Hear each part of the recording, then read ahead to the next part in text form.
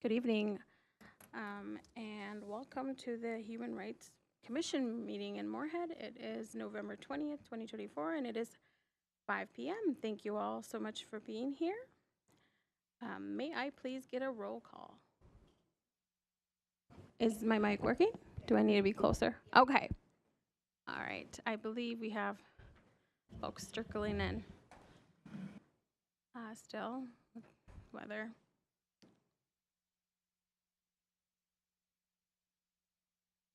Settled.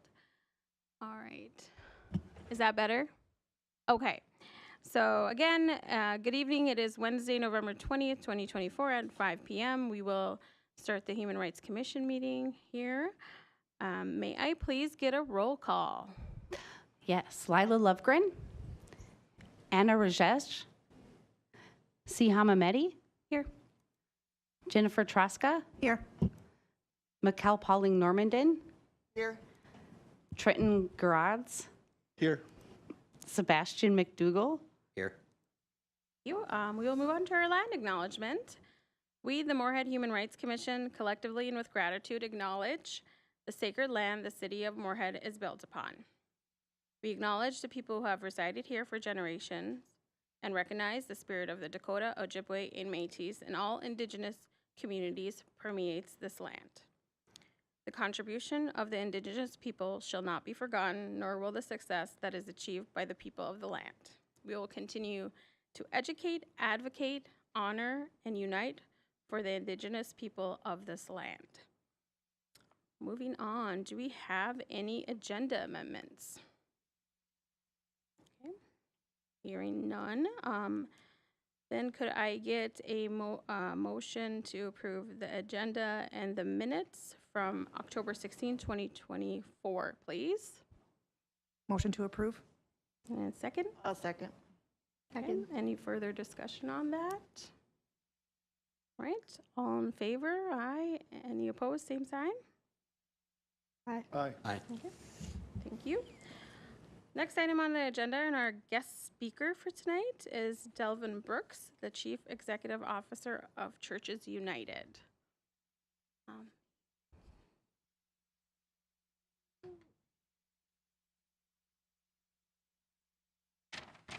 I've never had groupies.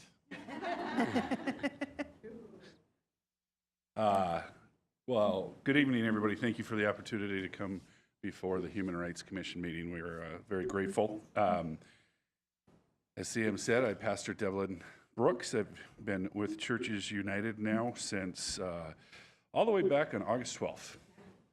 And so I serve as CEO of an organization that is 37 years old.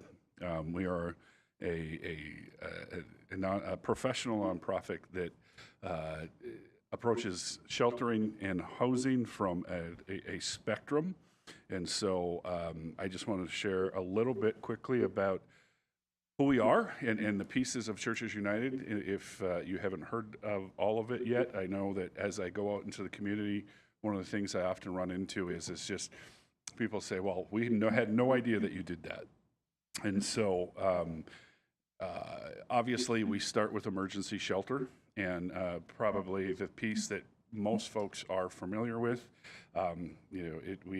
Micah's mission is that white building that formerly was home to Plunkett's that many longtime people here in town would remember. We're right kind of at that 5-corner intersection across from the Coca-Cola bottling plant, and when most people think of Churches United, I think that's what they think of. And we house folks there on a temporary basis. We have families, we have singles, and we currently are at capacity of about 120 people, and that number ebbs and flows as people leave, but we try to stay around about 112. We currently have 13 families that are housed in our family unit downstairs. That's a fairly new addition to the shelter that was completed during the renovation that we went through here a couple of years ago. And so we have a secure family unit in which only staff and the family are allowed to, and then we have men's and women's dorms, and then we also have what we call medical respite beds And so those are for people that are facing homelessness, but coming out of a hospital setting, and they need a longer time to heal. And so we have medical respite there. Also in that facility, we have what is known as our community center. And so if you come to visit the mission, there is a portion of the building that is essentially open to the community that includes restrooms, washers and dryer facilities, the ability to take a shower, to come eat a meal 3 times a day. And then there's also kind of a lobby area in which you can rest. There's a cafeteria in which you can come, get off your feet, and be out of the elements. And we serve people from 8 a.m. to 8 p.m. And that is open to anyone in the community. Anyone in the community can drop in and grab a meal with us. And so I think when people think of that facility, they think of only the people that we're housing overnight. But the fact is that we serve many more people that just come through the community center. In addition, on site, we have case managers who work with people that are in housing to help them obtain housing vouchers, to help them obtain government IDs, to help them get back on track with their caseworkers with various governments, in addition to the fact that we have nurses on site. And so Sanford has a wonderful program in which they have nurses that work in the shelter setting. And so we have nurses on site multiple days a week. And as of last year, they served about 2,000 visits right there at the shelter that kept those folks out of the emergency department rooms. So there's a lot that goes on there at the building. In addition to the fact that we have our Dorothy Day food pantry that's on Main Avenue, kind of down by Hornbachers or near Harold's there. And we are open. We distribute food out of there for 3 days a week. And of course, it's a very critical need as numbers are spiking right now.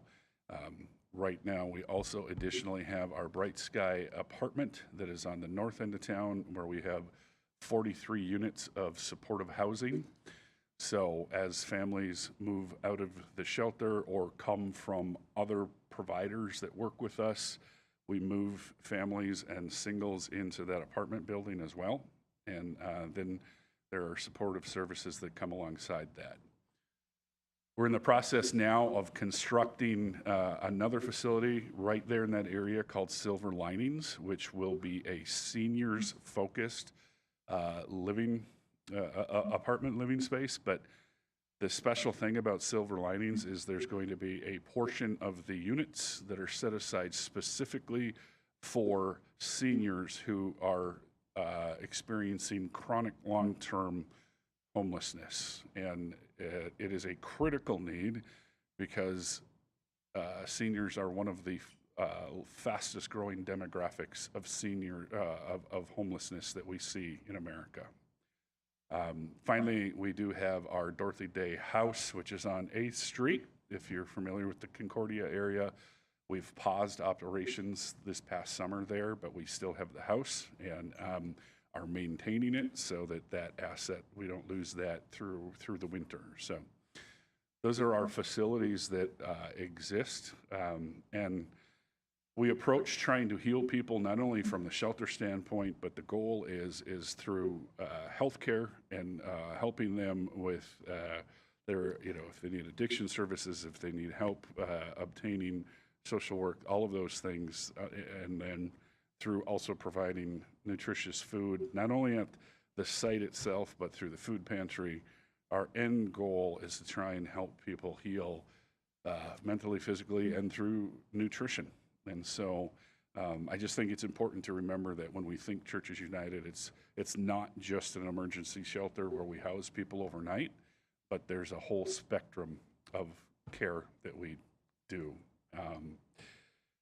We just ran some numbers for the first 10 months of the year, and I'll just quickly run through and share that with you. So at the shelter, January through October of this year, we have served 281 households. We have served 290 adults. We have served 60 children.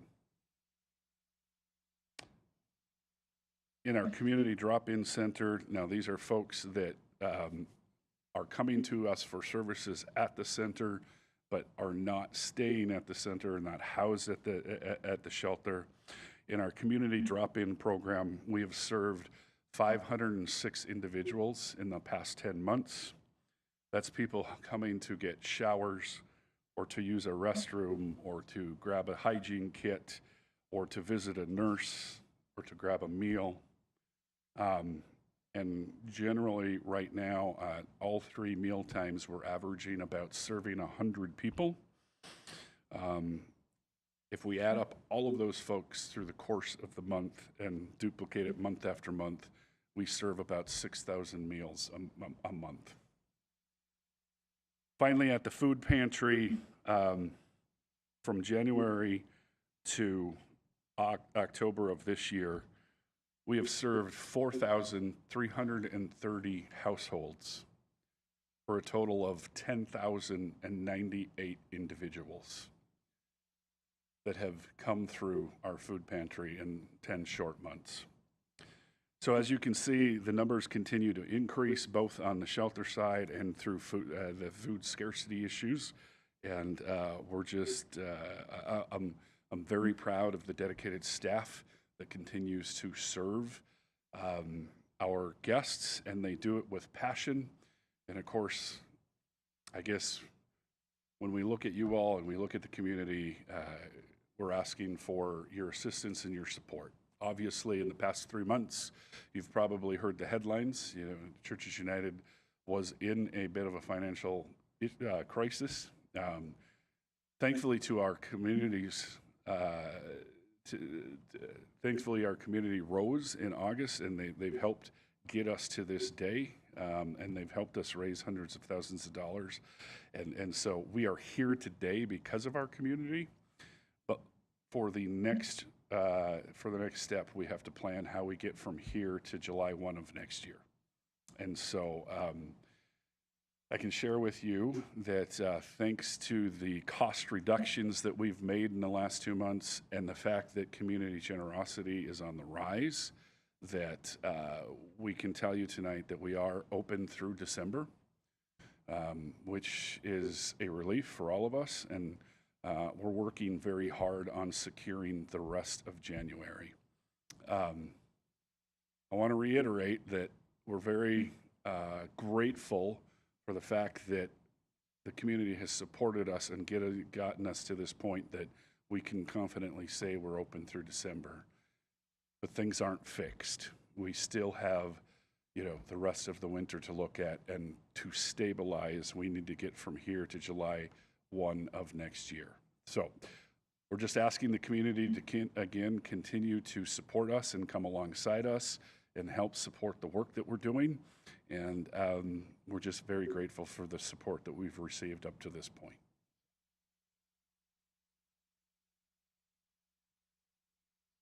Thank you so much for coming and sharing all that information.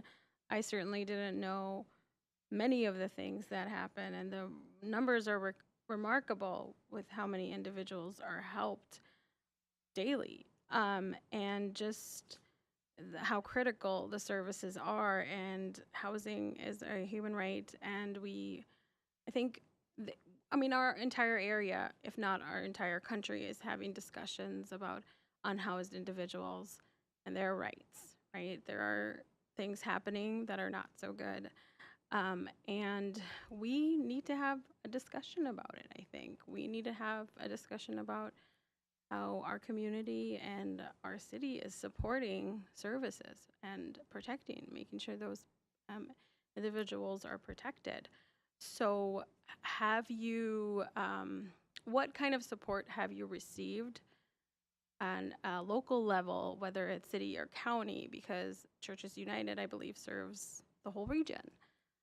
And is there something that we can help with? Yeah, so as you can imagine, city and county budgets obviously are prepared months in advance. And so as we kind of came into this situation, our local cities have been very attentive to the issue that we're going through, in addition to our Clay County Commission.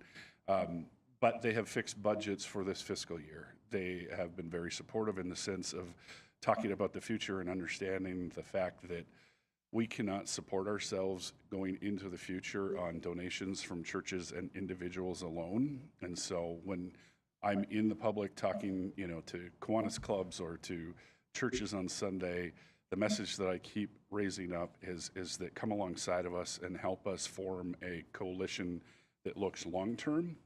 Obviously, we're all aware that the budgeting process for cities is past the point where they can add things. Same for the county, right? But they've been very receptive to the idea that moving into the future that we have to have a collaboration between local governments and faith community and private individuals and area foundations that help us move into the future.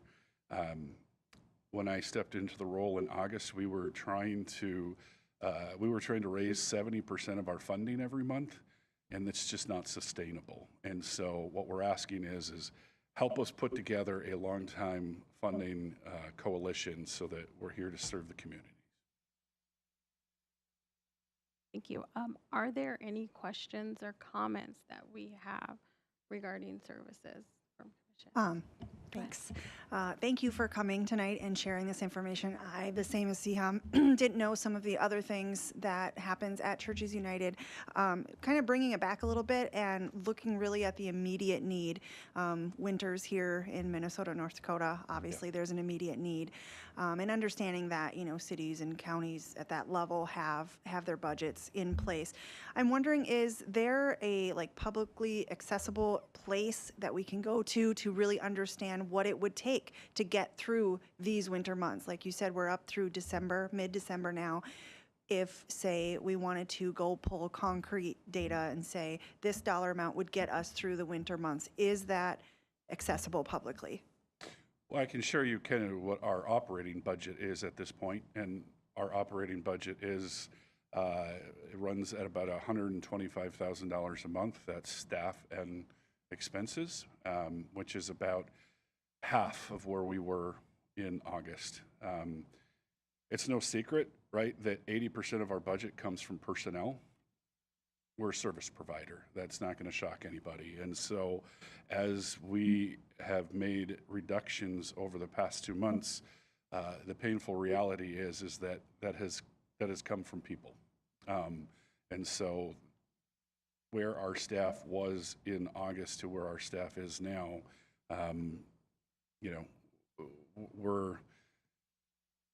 we used to have about 27 full-time people when I came on. We now are at 15, and then we have some part-time people. And so one of our biggest struggles is caring for people 24/7 in a facility where when you have 15 bodies, it becomes a big challenge, right? And so our staff, they're rallying, and I'm very proud of them, and they're dedicated and they're passionate, but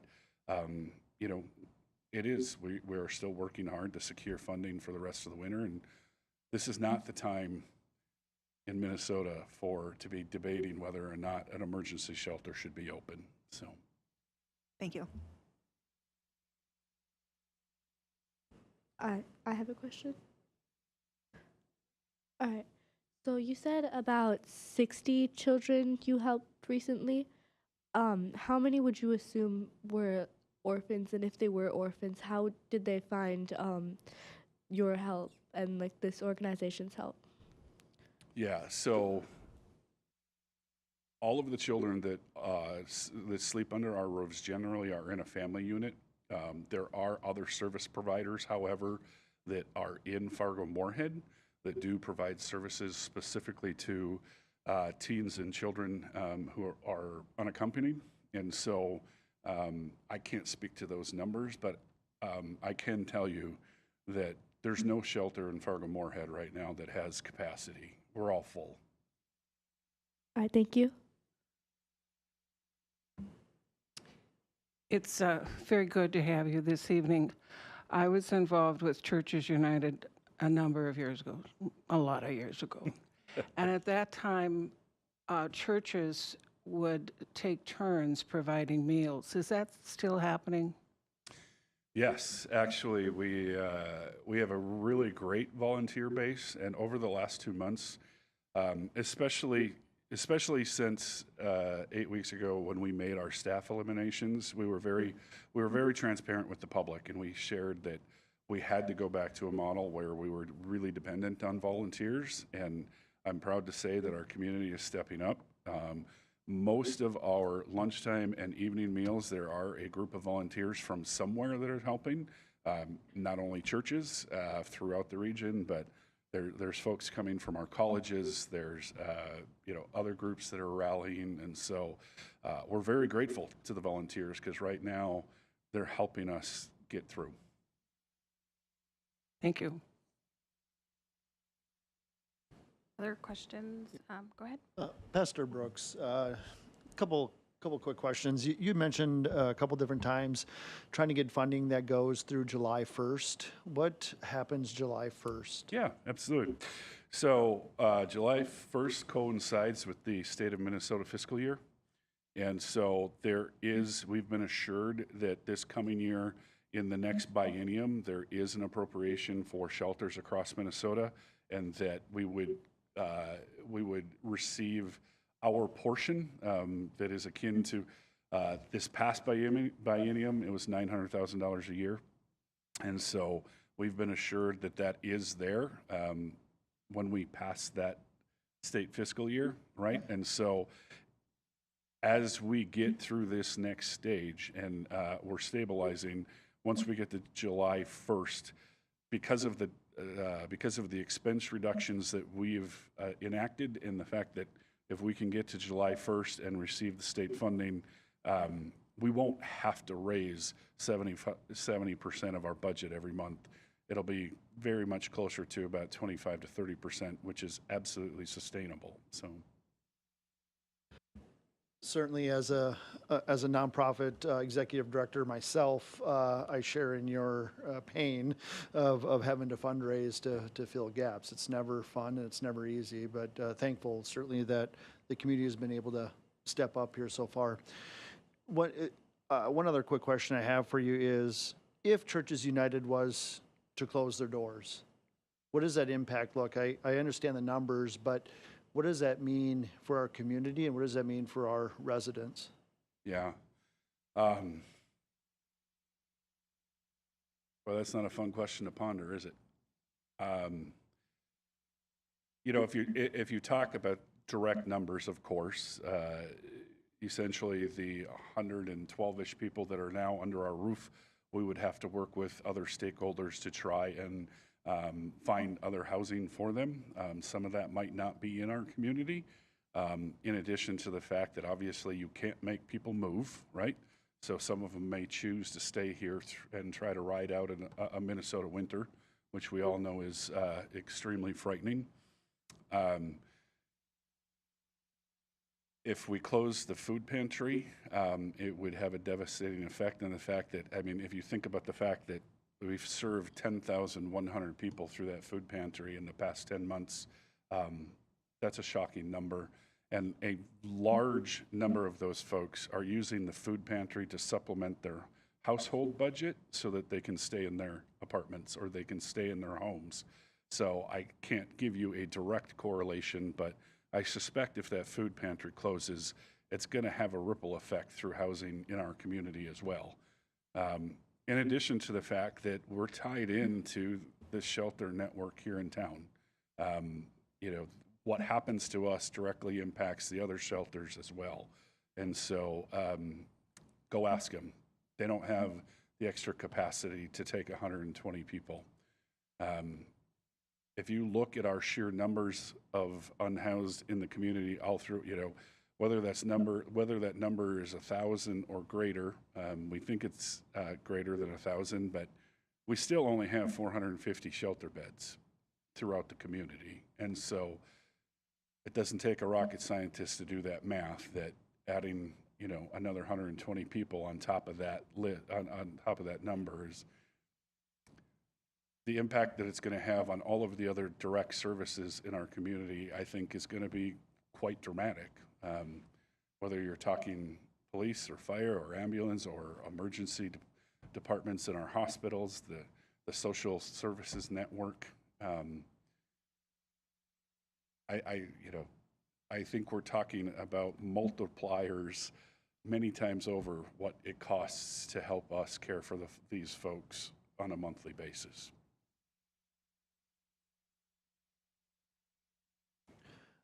Thank you, Pastor. I would agree with that. I think sometimes we forget, if the doors were to close, I think it'd be very conceivable to think that we would have 112 or so households, families living on the street. That certainly during the winter months wouldn't be good, or any time for that matter. But that leads then probably, I would guess, to higher crime rates. That could lead to other things as well because people are getting desperate and maybe making bad choices, but because of the situation. So, and certainly, 10,000 people for food.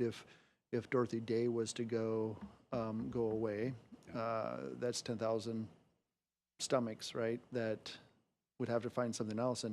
And truthfully, our entire community has been struggling with this issue of unsheltered and food access and those things. This would just certainly compound an already dire situation.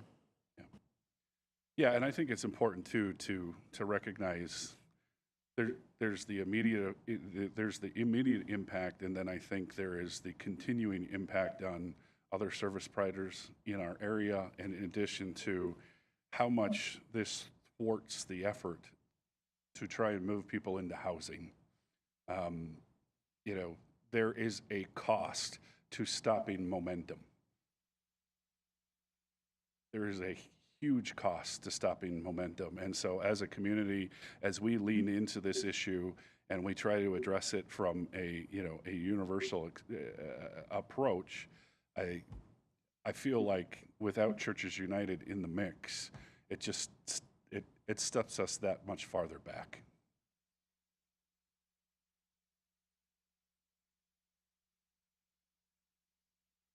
So again, thank you, and thank you to the commissioners for their questions. I also want to ask how, and maybe Captain Swenson and City Council Member McDougall have an answer to this, but because of what's happened in Fargo in terms of removing those camps, how, and I don't know if this has been discussed at City Council or within our law enforcement, how the City of Moorhead has responded to that, or if there is an increase to response to unhoused individuals, and what the Churches United experience has been since the changes across the river. Sure. So previously I mentioned the fact that we have the community center, which is open from 8 a.m. to 8 p.m., provides services and a place for people to come and gather and to eat and be together. And so I can share that since the ordinances went into effect, we're seeing a lot of new faces that we just haven't seen before. As you can imagine, we know who's under our roofs as guests who stay there, but we also are fairly familiar with the regulars who come in for meals or come in for nursing appointments or to use the public facilities there, right? But we are seeing new faces that we haven't seen in the past, and so it's hard for me to say where they're coming from, but maybe those are folks that have once were housed in the encampments and aren't any longer. I can't tell you directly that that's the case. I can just tell you that over the past couple of months, the use of the community center, the numbers have been going up. Thank you. I was just curious to see in terms of, as well as, how our other services are handling, and working together as a city and as a provider, So I can speak up on our tier. It's a first responder tier. And just happens that Devil and I are hanging out a lot today because we had a meeting this morning to have a pre-meeting of a larger meeting we're having next week. So we're looking at those first responder service providers, the ambulance, the fire department, our EDs, both Essentia and Sanford emergency departments, looking at our detox facility, our corrections facility, the main group of first responders that if we were to ever lose a service such as Churches United, then what? We want to have some type of plan. Devlin's been extremely welcoming and a very good partner to work with, and is looking at it at that first responder level, because what it comes down to is if we end up with someone really cold at 3 o'clock in the morning, eventually it's become a police issue, even though it's really not a police issue. We're just happen to be the ones that take that call. So we're trying to put out there, what is our plan? You know, do I expect an officer who's been here for 6 months to really think through this process of what we can do with that person? Our answer is not to leave them there, but where? That's our question that we're going to be working through is, and I think somebody mentioned it up here. Yes, we are thinking ahead of what have we seen in the past. People will criminalize being homeless so they have a place to go. They can go to jail. They can go buy a cheap bottle and get drunk and go to detox. They can start filling our emergency departments with non-medicals, but it's a place for them to go, and eventually they are going to have a medical if they don't find shelter. So it's a very large discussion. One thing I will highlight that Devlin was talked about is it depends on what you're using as what our definition of community is, because the people that are being served by Churches United are from our community, but it's not going to be our borders of the city of Moorhead. We have a lot of other partners in law enforcement that are bringing people to Churches United because their own local government doesn't have a shelter. So they're coming from 100 miles away. And we're working on communication right now as we're at a limited capacity with what Churches United can do. And we're looking at the future as the what ifs. Where are they going to go if this doesn't happen? Because they are having people being brought to Churches United because their own community doesn't have a facility. So one of the most important key players we're looking at is our Clay County Public Health, of what options do they have, what pieces can they help with us, what kind of emergency funding could we look at if we have. Remember that the doors close typically at Churches United at 8 p.m., but that's a long time till the morning, and that's the coldest piece. And over the years, we've had issues regarding that, but we want to have what is our plan? Are we going to have an exact perfect plan? No, but we want to have that communication so everybody's on the same page. So I can tell you there's at least we're trying to look ahead and be able to predict where we're possibly going to be going, because we don't want to end up at a spot and go, oops, now what? I can say that there has been an increased calls for service at Churches United. During those hours, they are open to the public since changes have been made in other governmental agencies. But I can't say it's because of any certain piece, but I can say our data does show we've had more calls for service and more people that are going to be uncooperative and causing disturbances in that facility than we've seen in our typical past. And again, we look at monthly stats at a lot of different locations. One more question that I have.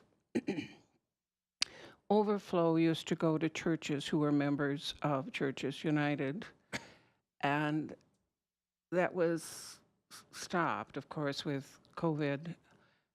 What is the probability of that happening again?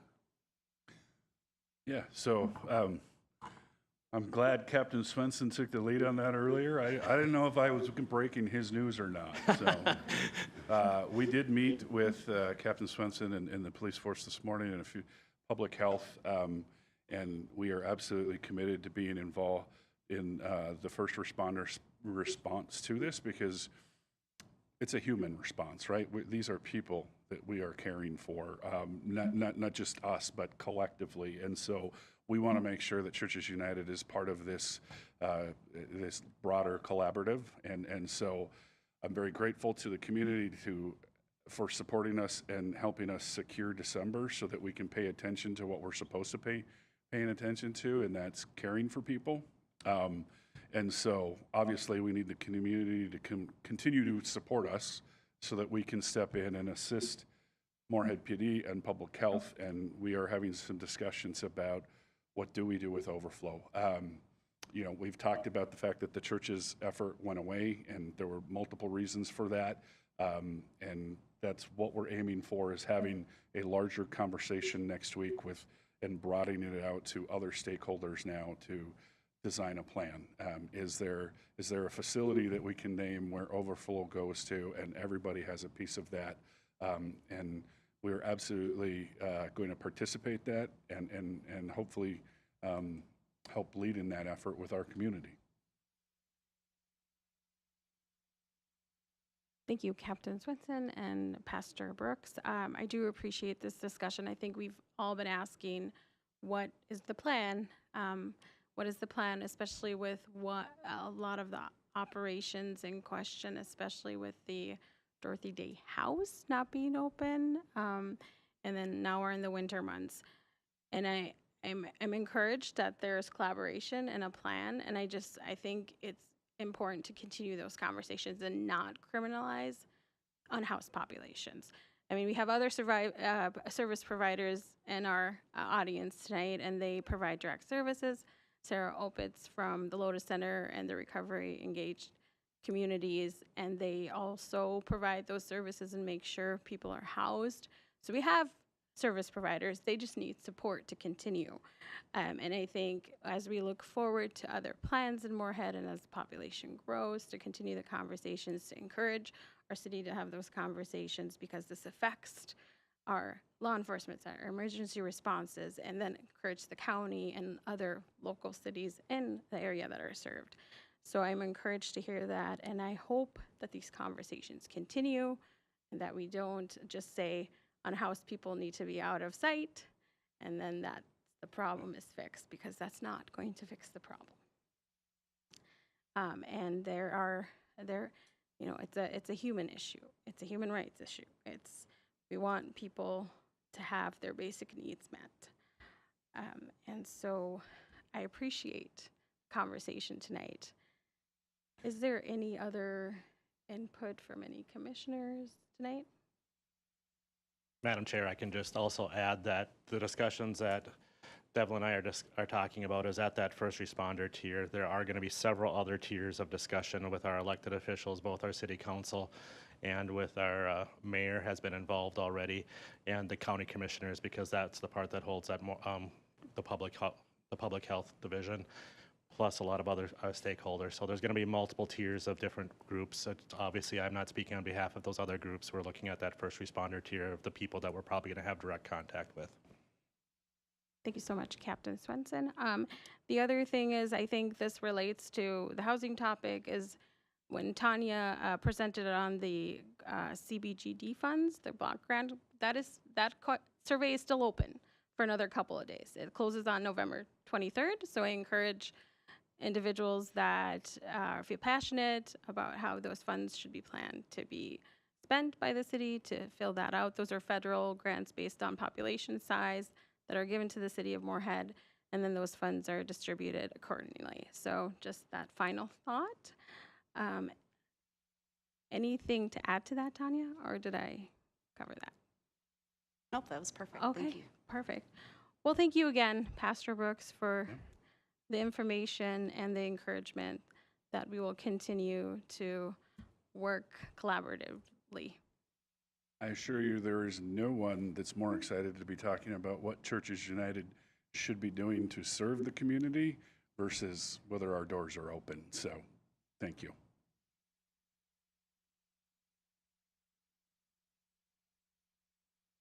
Right, moving on to our next agenda item, which is our community partners. Do we have any community partners to speak tonight? Next item on the agenda are citizens to be heard, and I believe I have 3 request forms tonight.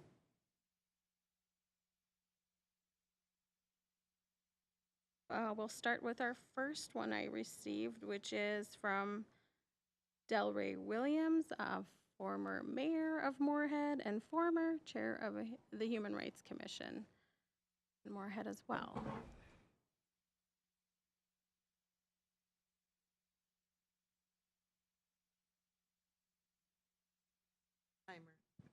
Oh, yep, it's 3 minutes, but we'll just, we'll see here, the timer is.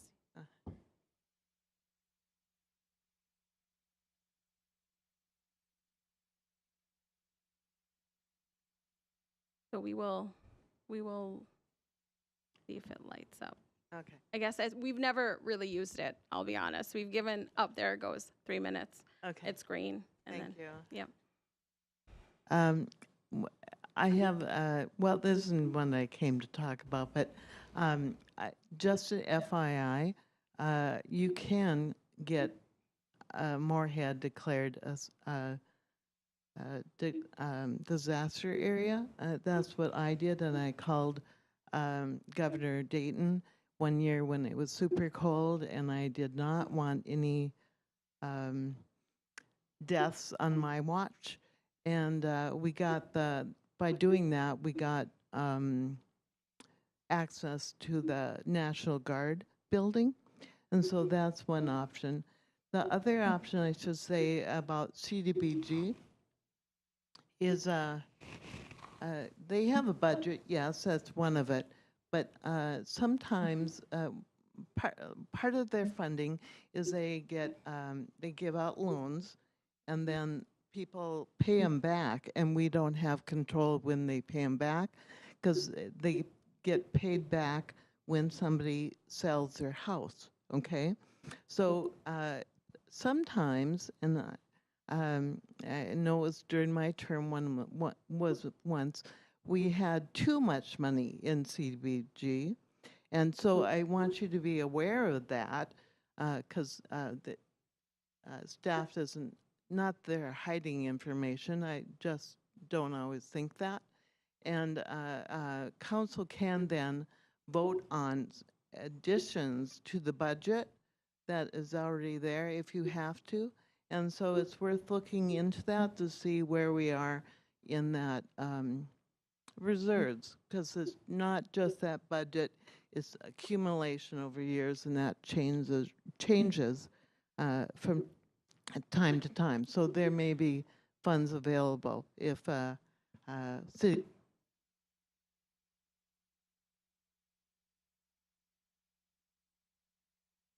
want to ask that. But what I'm here for is I heard there was some discussion about whether or not you move to a quarterly meeting or not. Having been a chair and being on, well, the max years, and then a couple of years while my daughter was a human rights commissioner as a youth. And so, of course, I had to drive her. But I've been very involved in it, and you don't know what's going to come up until it comes up. And I think this year, with new administration, with new directors, and new cabinet, and stuff like that, and some directives, especially with our new Americans, we don't know what's going to happen, and it can happen as far as closest to us, you know. And I think moving to quarterly when some things need to happen fast and talked about until you get more comfortable with what big changes are, I think it would be more prudent and pragmatic to continue monthly. If you don't have anything on the agenda, you can always cancel, you know, because that's not unusual for city boards to do. And so I just wanted to voice my opinion on that. Thank you. Thank you very much.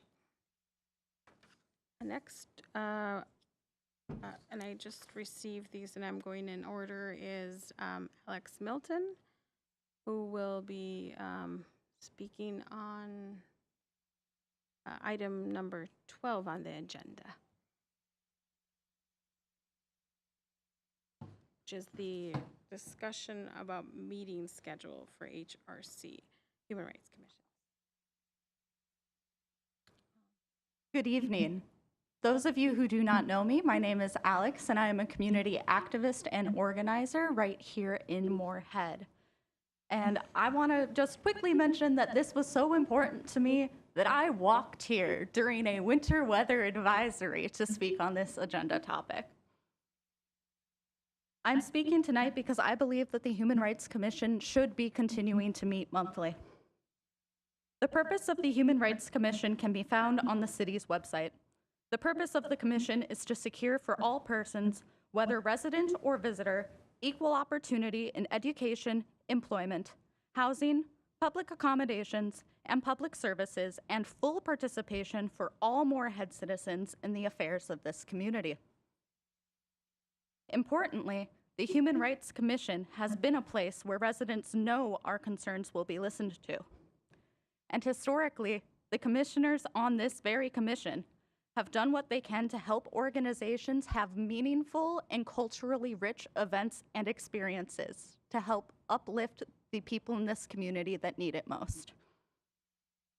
And I believe that this commission has done that in ways that other commissions and even the city council have yet to adopt. Human rights issues are very prevalent in Moorhead, and it's easy to see. I, a person with a very white-sounding name, end up getting faster and kinder response times to emails than people who don't have white-sounding names do.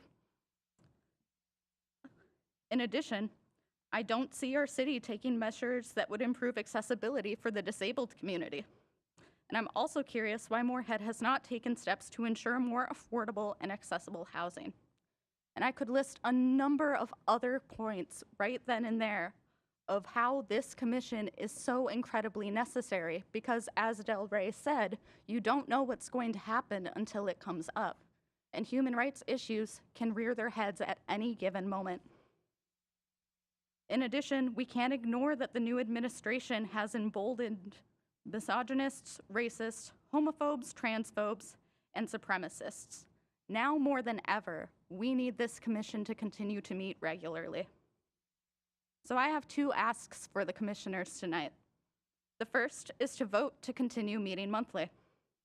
And the second is just to have you reevaluate your own personal capacities, commitments, and dedication to the commission. I understand all of us are incredibly busy people who are working to better Moorhead in several different ways. So if you have the capacity and commitment to continue on this commission, that's fantastic, and I'm glad to continue working with you. But if you don't, there are also other ways to continue to serve so that somebody else can step into the position and continue to help this commission meet monthly. Ultimately, the residents of Moorhead need this commission to continue meeting monthly. We need a place to bring forth our experiences and know that we will be heard and recognized. I hope you continue to honor your previous commitments to us by ensuring that our Human Rights Commission will stay involved by meeting monthly. Thank you. Our next citizen to be heard is KJ Atkinson.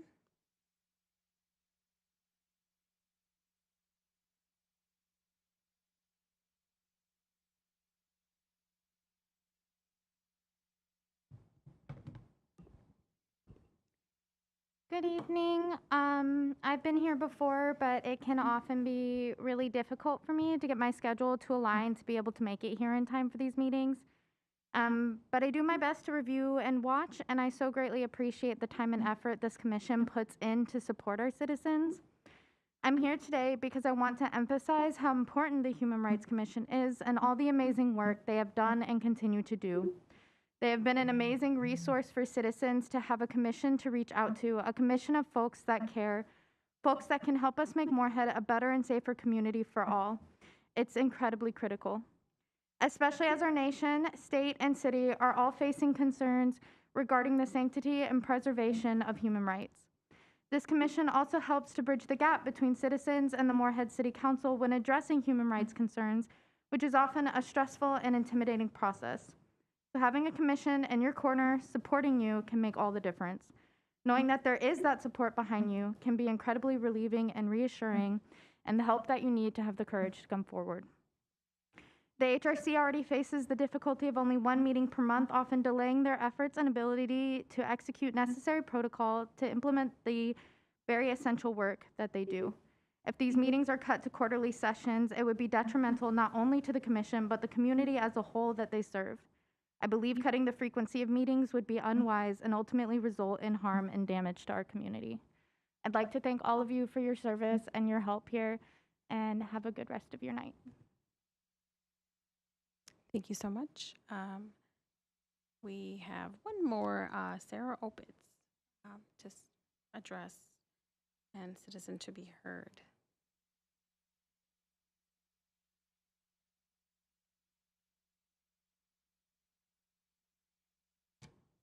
Good evening.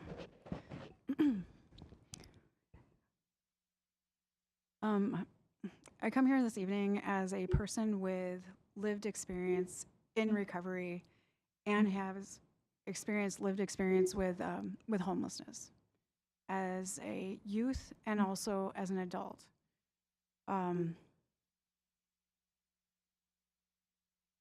I will just echo what has been repeated, I think, multiple times, is the necessity that this meeting, be held every month and that it does not decrease in its attendance. Because quite frankly, human rights should be a guiding post in every decision we make in our leadership. And I, as an individual and a resident of Moorhead, have in the last several months been concerned about where our leadership is when it comes to human rights. Is it being, not here, I am a proud member of Moorhead. But I do get concerned when leaders in our neighboring city are making decisions that are going to negatively impact people. And I just want to share a personal story of a friend of mine who was in recovery and was a part of my story and an impact in continuing my life, who worked at a shelter and then ended up going back into his own disease. A year ago, I was on the phone while they disconnected him from the machines because he had overdosed outside. And he didn't die from an overdose on the statistics list. And he didn't pass away from being outside and exposure. His name will go down as somebody who died due to sepsis. So I want everyone to be very aware that we do not know the level and impact of what happens with being left outside and exposure. We do not understand the gravity that goes on with trying to cope with these struggles, because the numbers aren't right. So please show up every month. I hope the more people can support you in whatever activities and choices you're making and decisions. We are here and we need that guidance. As an SUD provider, we provide recovery engaged communities, and I can attest that we are about to see a massive increase in need in numbers. We need Churches United. We need a place to go at night. We need a space because they're humans. I'm a human, and at one point I needed a space over my head when it's 30 below. And also, as a person, like when we have this, it's really difficult to understand that Clay County is one of the worst counties in the state of Minnesota for housing disparity. But I understand why, right up to the metropolitan counties, that the other two that compete with us, because there's no resources, unfortunately, on the other side. And so we end up taking on the responsibility because luckily we can provide medical assistance. We have housing. We have, all these extra resources which help those individuals. So again, I'm incredibly proud to be a Moorhead citizen, to be a Minnesotan, and I appreciate all the great work you guys do. Thank you so much. Thank you to all of our citizens that spoke tonight. Very important, powerful topics. We certainly will, as we move forward, discuss within our meetings and continue the conversations. Is there any commissioner that would like to say anything? Well, it looks like that's an agenda item, 12A. So I do have a question, but I can save that for that time. We can discuss it then as well. I know that Captain Swenson yielded time to our guest speaker tonight for agenda number 8, so we will move on to our regular business, which is the Human Rights Award. So we all received the nomination packets, which is encouraging. And the subcommittee for the awards was able to review these ahead of tonight, and we did pull. Looks like we have a grand total of, I believe it's 9 nominations, and I believe we have enough awards to give out a total of 4. Is that correct, Tanya? Okay, and 2 that we specifically pulled out were number 7 and number 9, and then. Since, I mean, it'll be up to the commission if we want to choose 2 more. We certainly don't have to, but we certainly can. I know, Siham, you had a couple more that you pulled out? Yeah, definitely. Great nominations. Appreciate everyone that nominated individuals and congratulate the nominees. Yeah, I was looking at 6 and 7.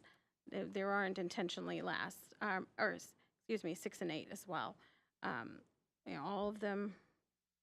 All the individuals do wonderful work, and I just wanted to open it up to other commissioners and their thoughts as well as the awards and events committee that reviewed them. And can you confirm, Siham, the date and time that the awards will be presented?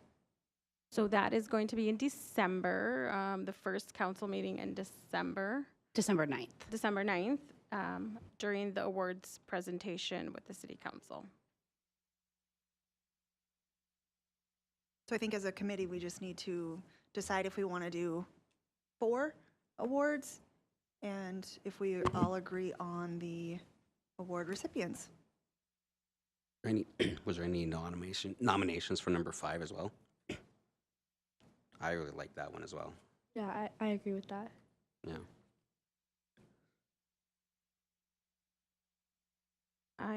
Yeah, that looks, well, I guess we didn't discuss it as a separate commission, but we can certainly put that one as one of the considerations. Has everyone had a chance to read through the nominations? Okay, so maybe it makes more sense to go through each number and see how many votes we have for each one? That works. Does that work? Yes. Okay, I'm just going to start at the beginning. Just say aye. Number 1. Number 2.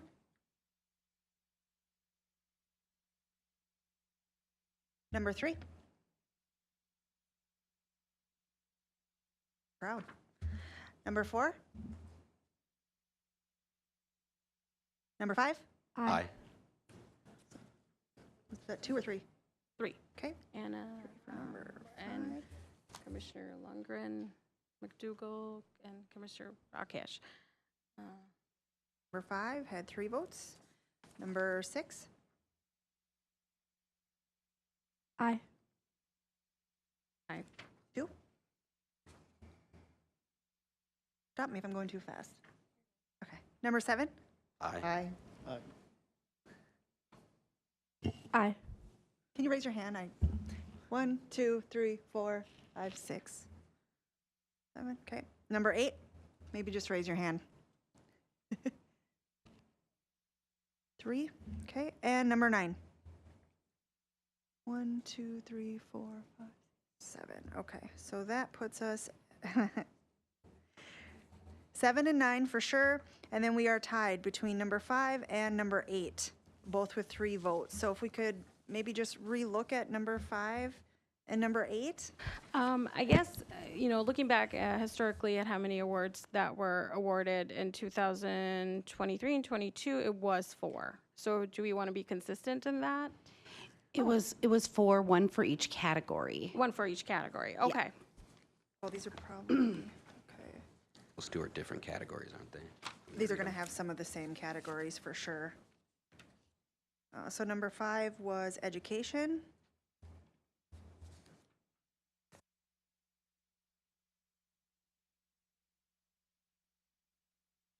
Number 6 was education. Oh, that one didn't count, sorry. Or didn't make it. Number 7.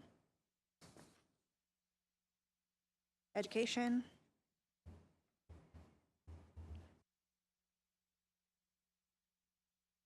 I mean, if we want to stick with 4, I mean, is there any harm in overlapping the, I don't believe so. No. okay. Do you want to just take a vote then on 5, 7, 8, and 9? Okay, I guess, is there a motion to award nominees 5, 6, and 9? 5, 7, 8, and 9. 5, 7, 8, and 9. Thank you for keeping track of that. I will make a motion. Is there a second? I second. Any discussion on that? All in favor, aye. Any opposed, same sign? Aye. One second, Aye. one second, I'm Okay. sorry. Sorry. You don't have Still- to keep your finger on there. For some, still trying to figure out this system over here.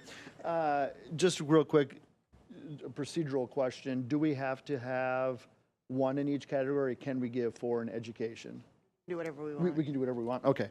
No real rules around We're that. making up our rules as we go. All right. This is easy then. Okay. Got it. I will say some of these nominations were really powerful and really, really well written. So echo what Siham said, that I just really appreciate all of the nominations. It's really uplifting to read through them, for sure. So Just read the numbers again, would you, Jen? yes, 5, 7, 8, and 9. And those will be announced on December 9th at the first city council meeting in December. That's a fun, go ahead, sorry. Still take a vote though. I'm sorry. Oh. I interrupted that. Okay, we're gonna do another vote for 5, 7, 8, and 9. Aye. So we had a, okay. Yes. We had a Okay. motion. All in favor? Aye. Any Aye. opposed, same sign? All right, so that's the fun part. We get to give awards, and that's one of the fun parts in presenting them and recognizing people that contribute to enhancing people's lives in Moorhead and beyond. Great. Are you going to do a little ceremony thing Um, beforehand? or Are no? we going to do a little reception before for the nominees? We certainly can. Yes, we Okay, can. and the awardees. Yep, Okay, before on the 9th. on the 9th. Yep. So probably around 5 o'clock, right? City council starts at 5:30. Yep. Awards are usually right away. So we encourage anyone and everyone to attend. Would you like the awards and events committee to reach out to the awardees and give them? Yeah, I think that's what we have been doing. Okay. Who's on the awards committee with me? Right now, it's myself and Commissioner McDougall. Okay, that sounds good.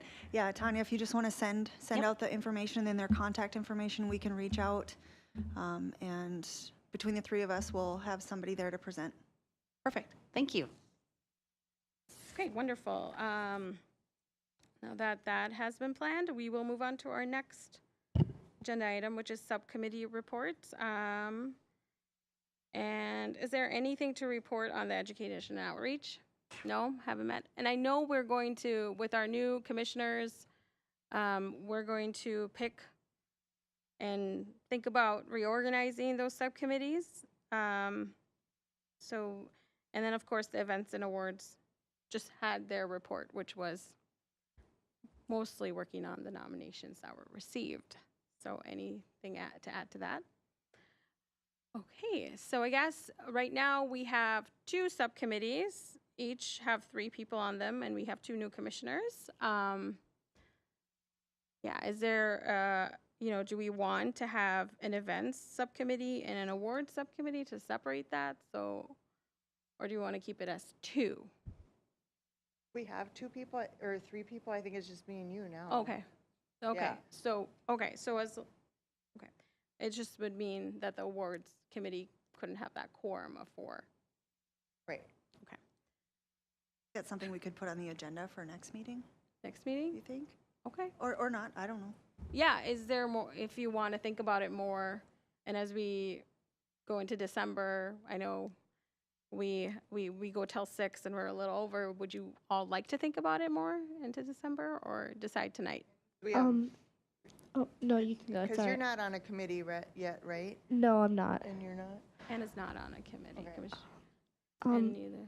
Go ahead. but I do have a question. Mm-hmm. So for the subcommittees, I was wondering if it's possible to be on both, because I've been reading a book called Poverty Informed Practice by Chad Dull, and in that book, it says that some of the pillars of like getting rid of poverty are giving people a sense of safety, belonging, and progress. And I feel like through the events committee, I could help give that sense of belonging, and in the education committee, I could help bring in that sense of like informing people about poverty and poverty informed practice and all that. So, You definitely can contribute to both committees. If you have something in, because of open meeting procedures, you would relay that information to Tanya, and then Tanya would relay the information to all the commissioners. And definitely working between, subcommittees is a great idea. I guess usually people have picked one or the other, but that's not to say we can't have communication between those subcommittees. of course, okay, thank you. Shows great initiation. I like it. Thank you. Should we continue this discussion in December as we think about it? Okay. We will discuss subcommittee selections in the December meeting. We will go on to reports, announcements, upcoming events. Any reports from any commissioners? I guess. Pangea was fun. Oh, yeah, That was a thank good you. time. Thank you, Commissioner McDougall. Yes, Councilmember McDougall was there, and so was Commissioner Cannon now. Congratulations on getting married. I'm in the middle of a name change. Sorry. And Anna also performed. So it's a great success. Thank you for volunteering. Thank you to our city council members that volunteered, as well as the mayor and the hospitality room. It is a small thing that HRC does, but giving a water to someone that's on the planning committee or performing is great, because I can tell you I was helping plan and performing and setting up our food. The irony is I did not eat all day because I was working on different things. So getting that water bottle is nice. And it was the 30th anniversary, and for us to uplift our community in a positive way and in an inclusive way was so great to see those interactions. So I really appreciate the Historical Society's planning of that for 30 years. So it makes for a special event. And I believe they had 1,300 people come through.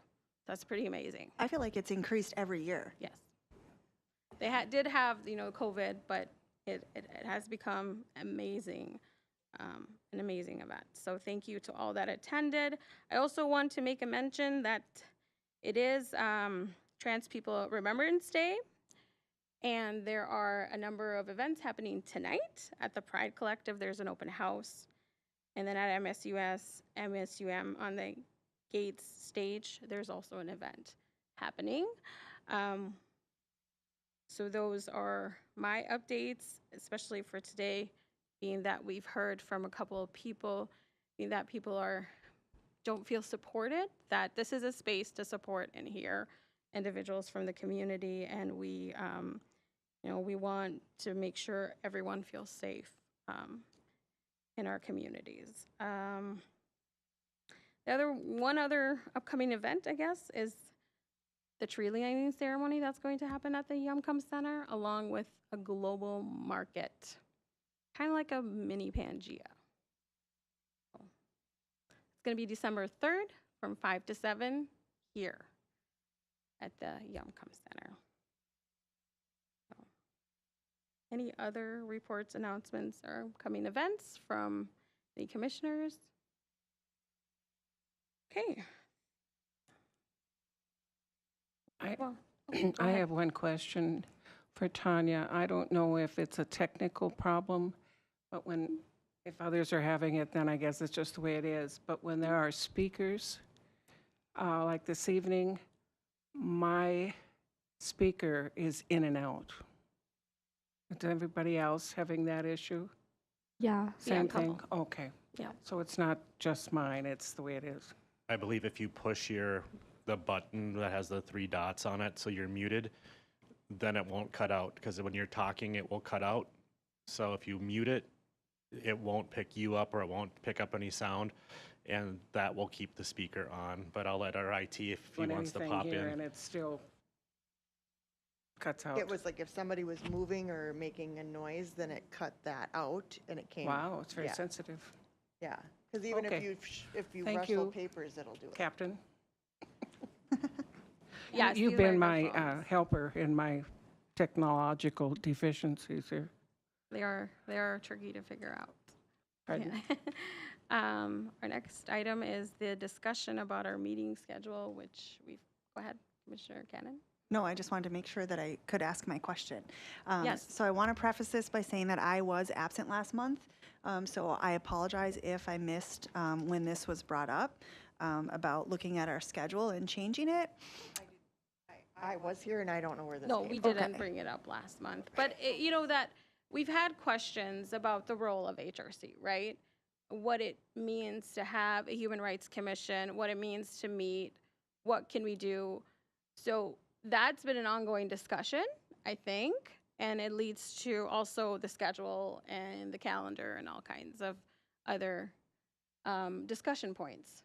So for as long as I've been on this commission, I mean, we've had no shortage of people from the community coming to speak about issues that are, human rights issues. I don't know how many meetings we've had where we haven't had a speaker. I know that it wouldn't be very many at all. And so I'm kind of confused because when we're asking, right, we're being asked right now to lean in for our unhoused crisis that we have right now. Typically when something's brought up to discuss, like, what's our purpose, what or however you had worded it, Siham, I guess for this to have been brought up, are there benefits that maybe I'm not aware of to moving to quarterly other than taking away a platform? I guess I just don't understand where or how this came up or what the benefit of moving to quarterly would be. I don't either understand the quarterly. When that was discussed tonight, I'm going, did I miss something along the way? 'Cause I thought I Me did too. too. Me too. yeah. I don't know how you do that with as much as we have going on, especially right now. Especially right now. Very well said, yeah. I've had some people bring it up to me from the community and asked if that'd be more aware of streamlining the process of having more on the agenda, getting things done. You can always add meetings to it, much like Park Board does. And then I had people asking me if that was something that would be even thought of as a thing. Why would it matter to them? They're not here volunteering. It was just something that was brought up to me. So maybe the idea was to have more on the agenda, to be able to kind of pack in more. Yeah, a was more the streamlined thinking. process, maybe even eliminate a little off of what city staff does too and stuff. I was just reporting what I was told, so and people had brought up to me. Okay. I guess I just wasn't sure what was behind that, so thank you for clarifying that. Another, I guess, is there something we want to put to a vote, or do we want to have more discussions? We heard from our community, I guess, that it's important to have a platform and to be heard. And, in terms of what our role is to really relay that information to people like Captain Swenson who are here and hear us, and to people like our city council members. We're each either appointed by the mayor or the city council member based on our interests. So it is our responsibility to bring up these topics, then to the, to be that connection for our community to decision makers. And so I guess that's how I see the role, and making sure it's an inclusive, non-intimidating space. And like that was brought up, if anytime we don't have a quorum, we've decided to cancel meetings or we don't have discussions. We've canceled meetings because we've decided to support other events that are happening and we don't want commissioners to have to choose. which commitment. So that's something we want to vote on, or is that something we want to continue to talk about as things come up and changes are made? I mean, does anyone else see a benefit to having a fuller packed agenda? I Or a don't. more full agenda? No, I think that the agenda that we have currently, like once a month, is pretty good. So And there are months we haven't had much on the agenda, but we don't know what might come up, so I don't see the advantage of less than I don't monthly. either. Yeah, I don't. You know, and it's interesting being that we are a border community, right? And we have issues that affect we in Minnesota. There are protections for quite a number of people. Well, what's to say what happens if those protections goes away? We need to have those discussions. What was brought up? Definitely the unhoused population. Certainly, we have a lot of new Americans here. We have people that are resettled. We have people coming from different states. Those are conversations to be had as changes happen, you know? And those are platforms we can have those discussions, and we partner with other organizations to bring that up. You know, I, as well as Commissioner Cannon, myself, have been on the commission, 4 years now, and I've seen a growing interest you know, from young people. Now we have a student commissioner, from other community members, and I think it's important to keep this open, if you know, monthly, and to meet and discuss and work with our city and our law enforcement and other partners to make sure people are protected and heard. Like one of our speakers said, I don't have a Caucasian sounding name. I have had discrimination happen from businesses, from my peers. It happens. And where do you go when that happens? I mean, it happened to me 2 years ago when I rented somewhere for a celebration. I was charged an extra variance fee. But if I didn't have the skills to ask the questions, you know, we would have been overcharged. Our event was ruined. But luckily, I had the capabilities of asking questions. There are populations in our community that can't ask those questions. So we want to be able to advocate for those individuals and just be that place for that. So we can take it to a vote, yeah. So a vote to keep our meetings monthly as scheduled on Wednesdays. Oh, go ahead. I just have a quick question, and this is coming from a new, obviously, second meeting, so I might be, you know, be careful what you wish for and ask for, I guess. But what is our role, right? When you experience that discrimination, what is our role? Because as it defines from the website, it's basically, hey, here's the resources, here's where you can go and do those things. So we don't have to, I mean, I appreciate having a meeting and having people be able to come here and share their experience and do those things. But at the end of the day, we're going to tell them exactly what they could see on the website. And that is, well, here's their 4 or 5 people to contact. Here's how to move it forward. And I'm a proponent of that, but I guess I'm also looking for what other things can we do? What other kind of, I don't want to use the word power, but rule, you know, decision making can we do? And maybe the discrimination one is not the right topic, but you know, I mean, I guess I look and say, what other action type orientated things could we also be doing? I know we're busy doing a lot of other things, and I know I don't understand what those all are quite yet, but what other action can be taken? I don't know, I just, at the end of the day, this sounds like a very bad question, I guess I'm trying to pose, but what is our role? And furthermore, how are we viewed from, or how does the city council and the city staff view this role to help with these kinds of issues? that our community is serving? I think it's a great question. I have a request from an audience member to speak to that, if that is okay with you, Chair. Yes, absolutely. State your name and Is this thing on? Yep. Okay. Hi, I'm Laura Lee Bergen, and I am one of your Moorhead School Board members.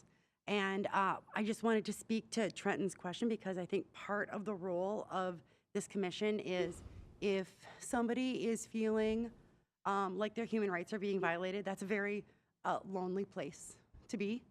And I feel like rather than one person feeling like they're up against a big system like the school, like the city of Moorhead, that the board, that them coming to the board and then you saying, we have got this concern, just makes it a more powerful and maybe comfortable statement. Maybe they aren't or have had resistance in trying to address these problems on their own.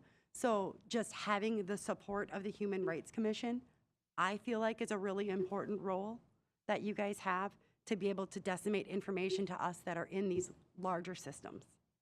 Thank you for your time. yeah, I guess, in terms of, yes, we don't make any decisions, but we advise, what can be discussed at city council. We Make recommendations. We make recommendation based on what is brought forth to us. We have a member who's also on the city council to help relay some of those things as well.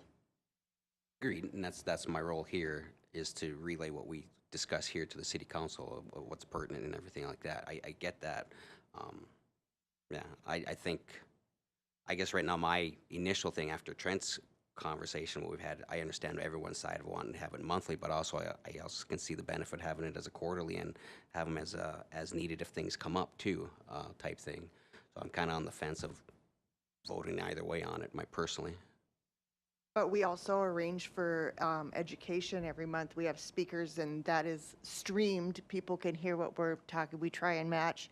We have a calendar that we try and have speakers related to Pride Month or Pangea or Native or Indigenous Peoples Day. We try and correlate those with that date. And just up until 2017, they had gotten rid of the Human Rights Commission. So to me, if you are suddenly going to quarterly, you're going to be done very quickly. So if I heard you right, you said prior to 2017, it was not in No, existence? so it was a thing years ago, and then in 2017 they started it back up again, and I've been in here since 2017. So I was one of the first people that had come back with it, and I think Del Rey was the one that, I think she was the mayor at that time. So there wasn't one. So when you say people don't know what we're doing, and I mean, it's kind of like, that's why it's getting more and more people are watching what we're doing, because we're just trying to figure it out. We've gone through staff changes. We get rolling on something and members have to move on, and then everything sits here again. So I think you're going to get lost in the shuffle if you go to quarterly, is my opinion. I didn't realize we were restarted again in 17. Yeah. That's news to me. Yeah. I'm glad you brought that up because I didn't know either. Yeah, because it had kind of just, from what they said was that it was kind of just went, like, people kind of just lost interest, and it was hard to get people to commit and do different things, and so it just went by the wayside until then. So.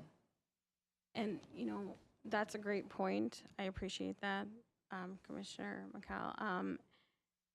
The other thing is, we have people, we have monthly education, we have monthly celebrations that we want to bring up and encourage engagement, not only from Human Rights Commission, but our city council as well. And so those, as they happen more frequently, as we want to uplift, I guess I see that one of our roles too is being that engagement piece for that, that can bridge that gap between city. I mean, unofficially, we're not employees, we're volunteers. But when you wear a name tag and are out at either Pride in the Park or Juneteenth, our community feels supported, and when we can have those monthly discussions and remind, commissioners and the public that this is happening and this is a space you can go to support folks. That's also, I think, valid. This commission loves to volunteer. Well, sometimes it's just a place for people to come so we can listen, honestly. I mean, I have people contact me and email me at work, and sometimes, and you just, even if you can't do something legally or you don't have some kind of power to do something, sometimes it's just listening and saying, hey, you know what, here's this number. Or maybe you talk to this person in the city council and see what they can do. And in terms of, that, and, one of our former commissioners was able to connect the community with our law enforcement liaison, issues happening within that community, so that connection to speak about it. And, you never know what's going to come up. I mean, we have a growing community, we have a growing need, and I do respect that we have staff here now until 6:30, so I respect that, and I appreciate that, and I appreciate everyone's volunteer. And I appreciate this discussion. It's a good discussion.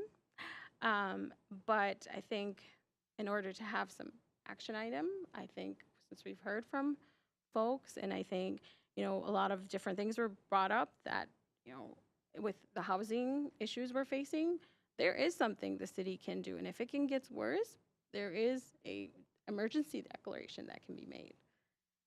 Those are the type of things that maybe we need to hear and remind ourselves and remind our council members as well. So, yeah.